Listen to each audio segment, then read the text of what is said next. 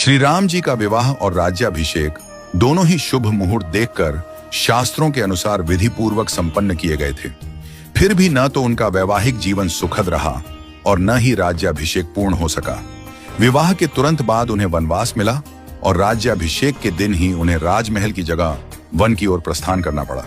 यह सब विधि का विधान था। जब इस दुखद परिस्थिति का कारण पूछा गया तो महर्षि वशिष्ठ जी ने कहा, सुनहु भरत, भावी प्रबल बिलखी कहेउ मुनिनाथ, हानि लाभ जीवन मरण यश अपयश विधि हाथ। हे भरत, भावी बहुत बलवान होता है, हानि लाभ जीवन मरण यश अपयश सभी विधाता के हाथ में है। मनुष्य चाहकर भी भाग्य को नहीं बदल सकता। श्री राम जो धर्म के मूर्तिमान स्वरूप हैं, जिनके जीवन का प्रत्येक क्षण मर्यादा और सत्य की मिसाल है, वे भी अपने भाग्य को नहीं टाल सके। उन्हें वनवास मिला, पत्नी सीता को खोना पड़ा और अंत में उन्होंने स्वयं सरयू में जल समाधि लेकर अपनी लीला का समापन किया। श्री कृष्ण जिन्हें योगेश्वर कहा गया, जिन्होंने गीता में कर्म, ज्ञान और भक्ति का मार्ग बताया, वे भी अपने कुल के विनाश को नहीं रोक सके। उनके यादव वंश में आपसी कलह से एक दूसरे का संहार हुआ। महादेव शिव जो महामृत्युंजय के अधिष्ठाता हैं, वे भी अपनी प्रिया सती की मृत्यु को नहीं रोक सके। त्रिकालदर्शी होकर भी वे विधि के विधान को नहीं बदल सके। रामकृष्ण परमहंस जिन्हें दिव्य सिद्धियां प्राप्त थीं और जिन्होंने हजारों लोगों को ईश्वर का मार्ग दिखाया, वे भी कैंसर जैसी बीमारी को नहीं रोक सके। उन्होंने कहा था, यह शरीर नश्वर है, आत्मा ही अमर है।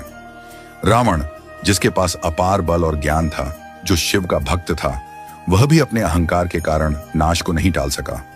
कंस जो जानता था कि श्री कृष्ण उसका अंत करेंगे, फिर भी विवश था।